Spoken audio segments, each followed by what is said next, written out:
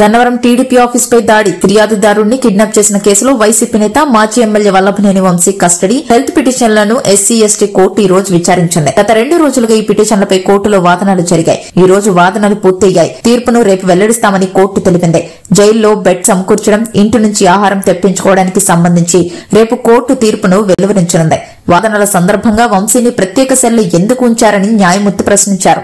జైల్లో బ్లేడ్, గంజాయి బ్యాచ్ ఉన్నారని, మాజీ ఎమ్మెల్యే అయిన వంశీ భద్రత రీత్యా ఆయనను ప్రత్యేక సెల్లో ఉంచామని జైలు సూపరింటెండెంట్ పాల్ కోర్టుకు తెలిపారు. మరోవైపు వంశీ బెయిల్ పిటిషన్ను ఏపీ హైకోర్టు ఈ రోజు కొట్టివేసింది.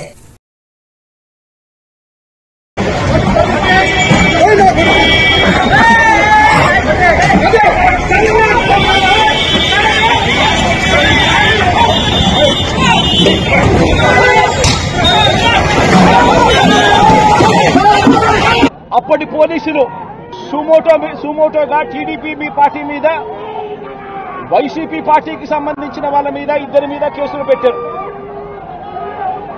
ఇదే సమయంలో టీడీపీ వాళ్ళు 3 కంప్లైంట్స్ కూడా ఇచ్చారు. అవి కూడా తీసుకోవడం జరిగింది. కానీ ఈ ఘటనలన్నీ కూడా టీడీపీ ఇచ్చిన కంప్లైంట్స్ లో కానీ, ఆ రోజు ఇచ్చిన కంప్లైంట్స్ లో కానీ, పోలీసులు పెట్టిన కేసుల్లో గాని ఎక్కడా కూడా వంశీ పేరు లేదు. కారణం వంశీ ఘటనలో లేడు కాబట్టి, ఘటనా స్థలంలో తాను లేడు కాబట్టి వంశీ పేరు ఎక్కడ ఎవరూ కూడా చెప్పలేదు.